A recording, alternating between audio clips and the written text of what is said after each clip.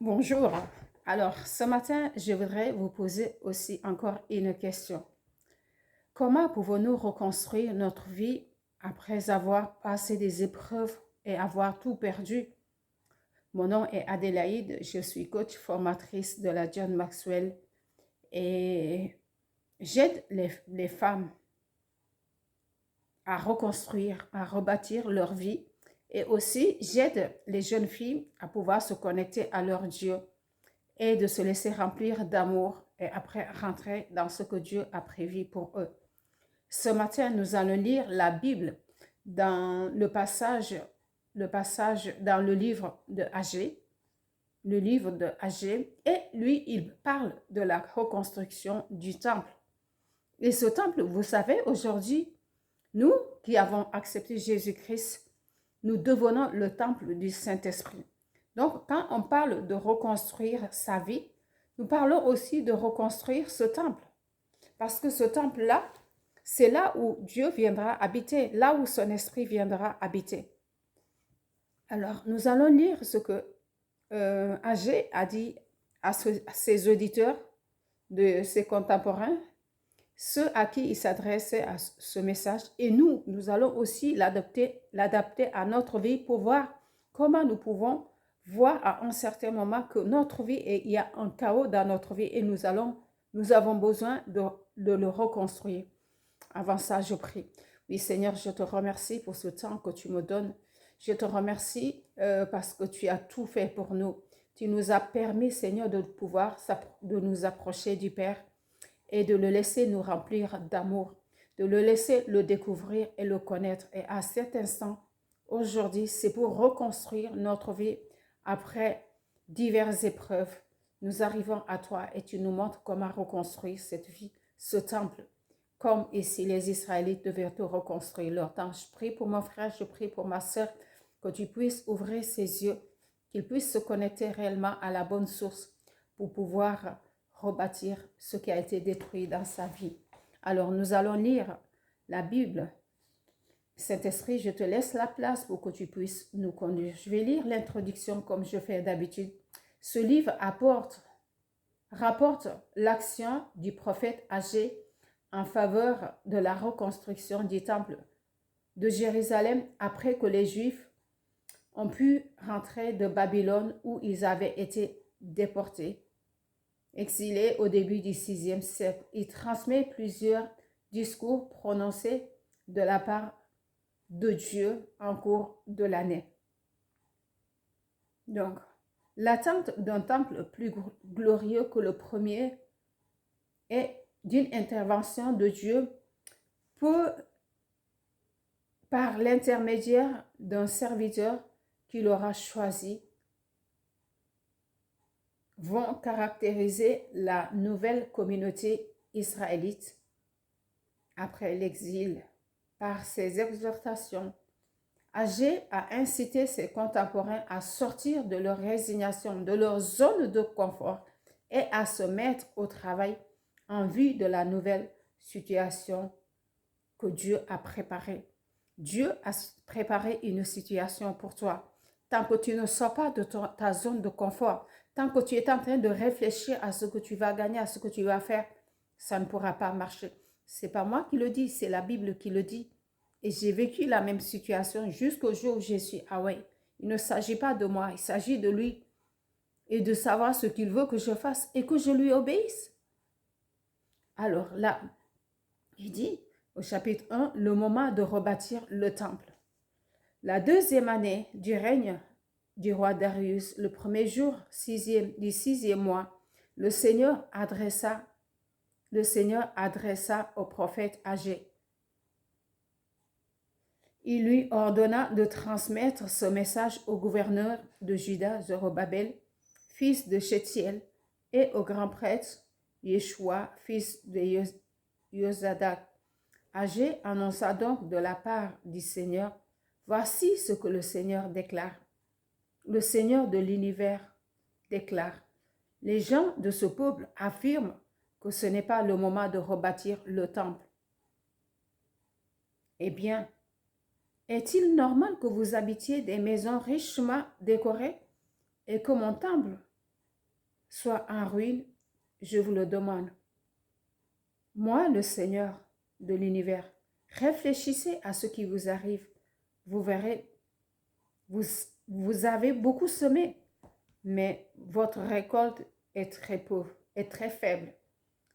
Vous n'avez pas suffisamment à manger pour bien vous nourrir et pas suffisamment à boire pour vous rendre gai.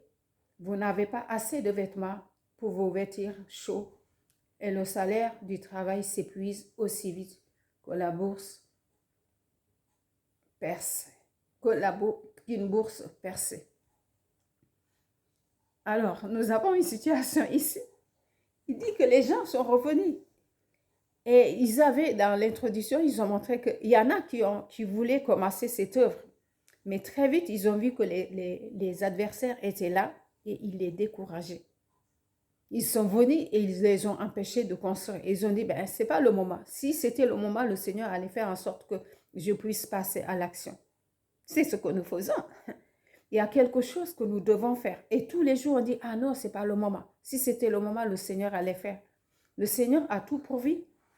Maintenant, c'est à toi de te connecter à lui pour connaître le moment. Si le moment est là, il faut agir. Si le moment est là et que toi, tu es en train d'attendre et de dire, non, ce n'est pas le moment, le temps qu'il a prévu pour toi pour accomplir cette mission va passer.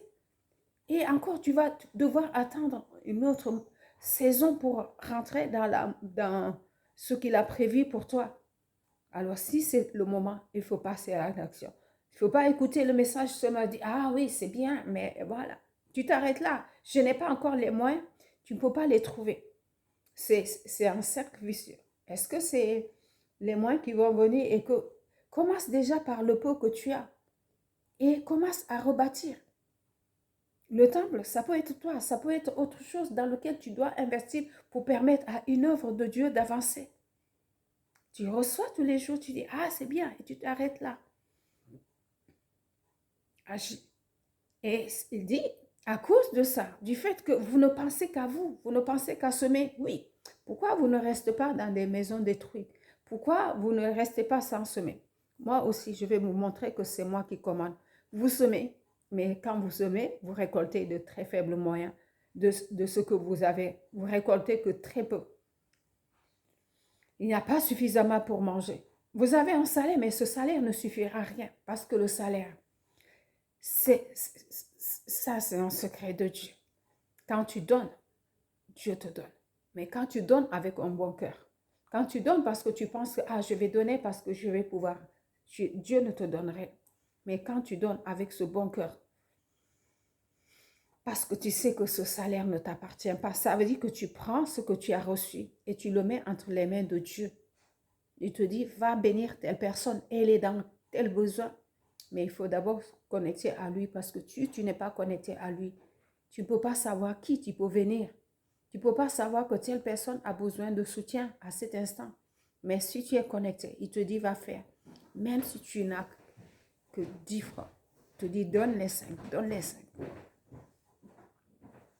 Si tu es fidèle dans de peu de choses, le Seigneur, si tu es fidèle dans de petites choses, le Seigneur vous donnera de plus grandes choses. La fidélité, ce caractère de fidélité, et c'est ce qu'il dit. Vous habitez dans de belles maisons et vous vous dites, le temple du Seigneur. Et moi, je vais habiter où? Aujourd'hui, le temple là, c'est nous. Est-ce que ce temple-là, on en prend soin? On laisse le Seigneur enlever tout ce qui n'est pas de lui et laisser son caractère saint, pur, rentrer en nous pour que nous puissions entendre ce qu'il attend de nous. C'est de ça qu'il s'agit. Vous faites, mais vous n'avez pas de récolte, de résultat. Votre salaire est percé comme une bourse. Parce que vous ne pensez qu'à vous. Vous ne pensez pas à moi. Et il continue. Le repère. Je le répète. Je vous le répète. Moi, le Seigneur de l'univers. Réfléchissez à ce qui vous arrive. Montez sur les collines pour y chercher du bois et rebâtissez mon temple. Comme ils ne savent pas ce qu'ils doivent faire, ils avaient le bois en face. Il dit, Maintenant, comme vous ne savez pas, je vous montre exactement l'action que vous avez à faire. Allez-y chercher du bois et commencez à construire mon temple. Alors, je serai heureux d'y recevoir l'honneur qui m'est dû. Je le déclare, moi le Seigneur. Et pendant qu'il est en train de le parler, il dit, si vous faites ça, je vois que vous m'honorez. Vous m'honorez parce que vous avez écouté ce que je vous ai demandé et vous vous appliquez à le faire même si les situations, les conditions ne sont pas bonnes pour vous. Même si tout l'univers se lève contre vous. Mais si vous obéissez à ce que je suis en train de vous dire, vous allez voir moi aussi en retour ce que je vais faire pour vous. Je vais intervenir et vous allez voir que moi, Dieu, on ne me compare à personne. Allez-y. Je vous ai donné une première action, la première étape à faire. Allez-y, coupez du bois. Il vous te demande, toi, par quoi tu dois commencer? Est-ce que tu t'es connecté pour l'entendre? Est-ce que tu passes du temps avec lui pour pouvoir comprendre ce qu'il attend de toi? Si tu n'es pas connecté, commence aujourd'hui à prendre du temps avec lui. Commence. Parce que si ce n'est pas lui qui dirige ce que tu es en train de faire, tu vas faire, oui, mais tu vas tourner en rond. Parce que si c'est lui qui a initié, il veille sur ce travail, il sera tous les jours avec toi pour te dire fais ça, fais ça. Et tu fais et tu vois les résultats. Vous avez espéré de grosses récoltes et voilà le peu que vous avez obtenu. Vous avez ramené chez vous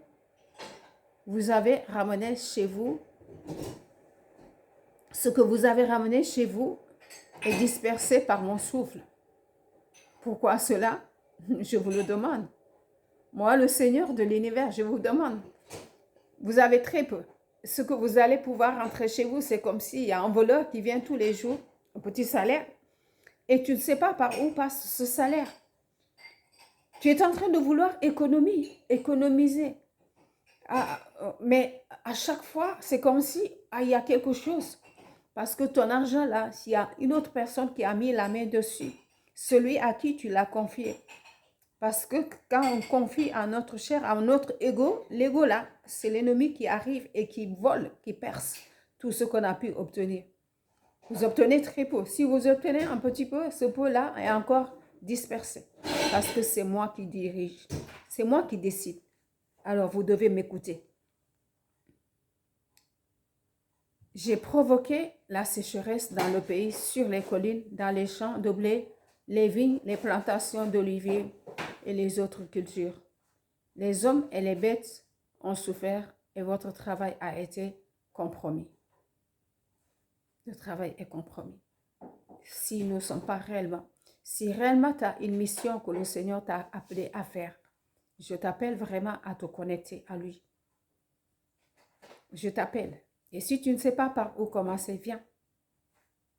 On va faire un bilan de compétences. On va regarder ce que tu as fait jusqu'ici. On va voir ce que tu sais faire. Et tu vas commencer là, avec ce que tu as. Le peu de moyens là. C'est lui qui donne, c'est lui qui a créé l'univers. Tu peux dire tout ce que tu veux. Mais la preuve est là, c'est lui qui dirige. Alors, Zorobabel, fils de Shétiel, le grand prêtre Yeshua, fils de Yozadak, et tous ceux qui étaient revenus d'exil, prirent au sérieux les paroles du Seigneur. Ils ont entendu et leur cœur a été touché. Et c'est comme une prise de conscience. C'est vrai, on est là. Mais notre Seigneur, celui qui nous a fait beaucoup de choses, celui qui nous a fait sortir par de grands miracles, qu'est-ce que nous en faisons de lui? Qu'est-ce que nous sommes en train d'attendre pour agir? Et nous disons, non, ce n'est pas le moment. Quel sera le moment? Ils ont compris que c'était le moment qu'ils devaient passer à l'action. Alors, ils prirent les paroles de Dieu au sérieux, transmises par le prophète Agé.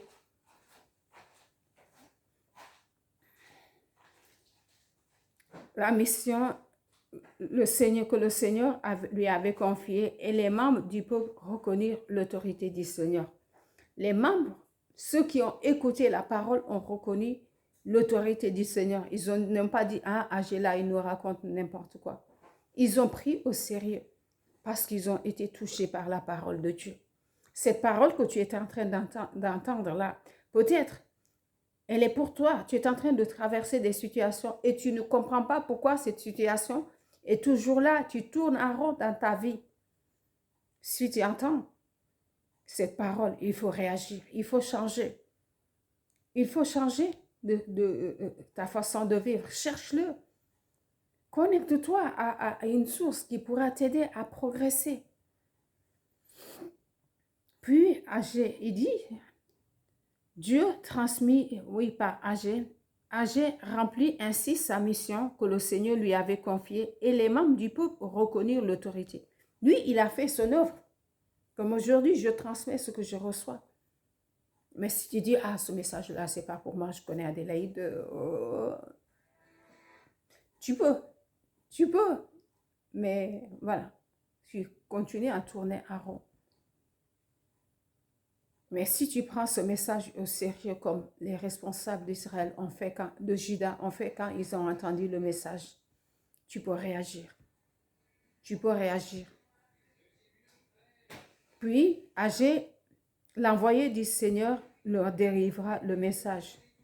Je serai avec vous, je vous le promets, moi le Seigneur. Comme il a vu qu'ils ont pris la parole, le message qu'il vient de transmettre au sérieux, Dieu a donné déjà la solution. Il dit, voici ce que je vais faire avec vous.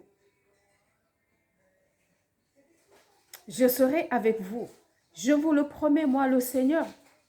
Le Seigneur réveilla le zèle de Zorobabel, le gouverneur de Juda, de Yeshua, le grand prêtre, et tous les deux qui étaient revenus, tous ceux qui étaient revenus d'ici, et ils se mirent au travail à reconstruire le temple. Parce qu'ils ont reçu un message, ils ont cru en ce message-là et ils ont continué. Là où tu es, il y a quelque chose qui doit être construit. Le Seigneur est en train de chercher quelqu'un pour pouvoir relever cette situation. Mais tu te dis, ah non, c'est pas moi. Pourquoi pas toi? Il utilise toute personne. Nous l'avons vu. Quelles que soient tes capacités, s'il veut t'utiliser,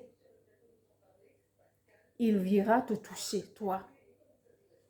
Et puis, il te donne les moyens. Si tu es connecté à lui, il te donne les capacités. Il te donne les moyens aussi, le potentiel pour pouvoir accomplir cette mission. Alors, je vous appelle à réagir. À réagir. À réagir. Pour pouvoir changer cette situation dans votre vie, pour pouvoir changer cette situation dans votre ville, pour pouvoir changer cette situation dans votre nation. Tu es la solution que Dieu a choisie pour faire ça. Tu attends quoi? Alors, j'accompagne les femmes. Je rappelle, je dis j'accompagne les femmes pour reconstruire leur foyer et celles qui ont envie, parce que j'ai passé par des moments difficiles dans mon mariage. À un certain moment, je tournais en rond. Jusqu'au jour où je suis que je devais, le Seigneur avait une mission pour moi et que je devais l'accomplir. Aujourd'hui, si tu es prêt pour être accompagné, je t'aiderai à rentrer dans cette mission ou à pouvoir, les clés que j'ai, je les partagerai avec toi pour que tu puisses restaurer ta famille. Parce que quand on parle de reconstruire, il ne s'agit pas d'aller parler à ceux qui sont dehors et ceux de ta famille, ta maison. C'est là qu'il faut commencer. Une fois que tu finis de bien construire, les gens vont t'écouter parce que tu prendras ton expérience pour expliquer par où tu es passé. Alors, je pourrais te partager mon expérience.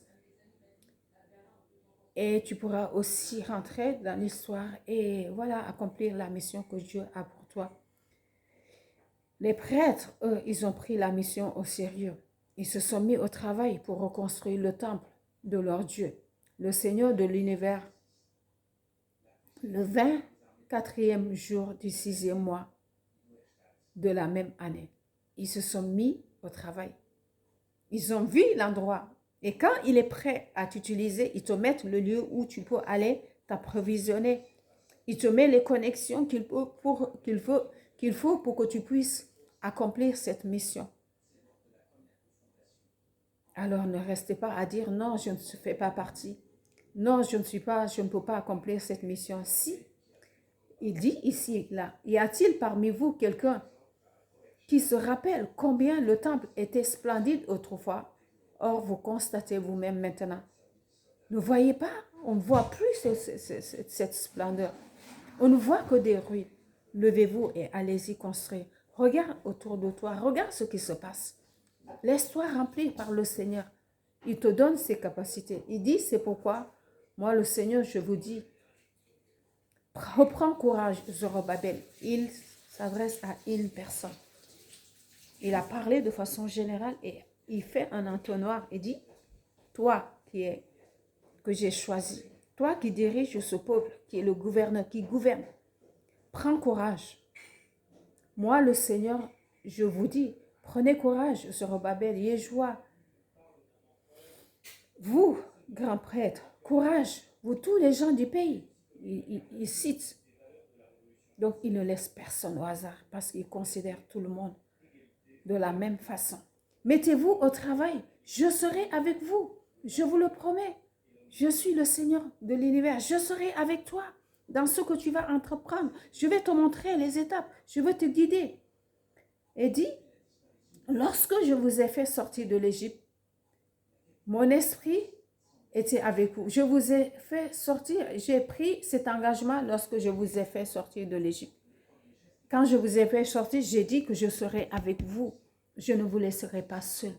Je vous accompagnerai dans chaque démarche. Il dit, mon esprit sera présent au milieu de vous. Parce que c'est de ça qu'il s'agit, de son esprit. Quand son esprit est là, tu deviens quelqu'un qui porte Dieu en toi. Tu deviens ce temple pour accomplir sa mission. Et tout ce qui reste, tout ce qui n'est pas caractère saint, pur comme ça, ne peut plus s'approcher de toi. Parce que tu es le temple de Dieu où il habite pour accomplir sa mission. Toi, tu ne peux pas laisser des choses, n'importe quoi. Quelqu'un parler de quelque chose et laisser cette chose passer de ta tête jusqu'à ton cœur. Parce que le Seigneur ne peut pas supporter ces choses au fond de toi. Et quand tu entends, même si les choses que tu entends, tu peux les bloquer au niveau de ta tête et les sortir. Ne pas les laisser toucher ton cœur parce que ça va te suyer. Ça va te ramollir. Je suis le Seigneur. Mon esprit sera présent au milieu de vous. Vous n'avez rien à craindre. Oui, moi, le Seigneur de l'univers, je vous le déclare. Dans peu de temps, je vais ébranler le ciel et la terre, les mers et le continent. Je mettrai les nations étrangères sans dessus, dessous. Leurs richesses afflueront ici et je redonnerai au temple une grande affluence, une grande splendeur et je vous le déclare. En effet, l'or et l'argent du monde entier m'appartiennent. Ainsi, la splendeur du nouveau temple va surpasser celle du premier. En ce lieu-là, je vous accorderai la paix. C'est moi le Seigneur de l'univers qui vous le promet. Il dit ce qu'il doit faire. Il dit, vous êtes en train de dire, mais nous n'avons rien. Et vous faites quoi? Je suis celui qui pourvoit. Je suis celui qui est la source. L'or et l'argent m'appartiennent. C'est lui qui le dit. Si c'est ça qui vous manque, faites déjà ce que je vous demande. Parce que c'est ce que Jésus a dit. Il nous a dit, cherchez premièrement le royaume de Dieu et la justice de Dieu. Le reste là que vous cherchez, ça sera juste comme un petit gâteau, une cerise sur le gâteau que tu as tout préparé. C'est de ça qu'il s'agit. Mais si tu te focalises sur ça, tu ne l'auras pas. Parce que moi, je peux retenir, bloquer ce que j'ai prévu pour toi. Mais si tu entends ma parole, lève-toi et agis. Observez attentivement ce qui va se passer à partir d'aujourd'hui. Et dès l'instant qu'ils ont pris la décision, ils n'ont pas encore fait. Il dit, à partir d'aujourd'hui, observez ce qui va se passer. Il dit, aujourd'hui, ce jour-ci, où l'on a posé la fondation du temple, et le 24e du 9e mois. Retenez-le bien. Il ne reste plus de blé dans les greniers, n'est-ce pas? Les vignes des figuiers, les grenadiers, les oliviers n'ont rien produit.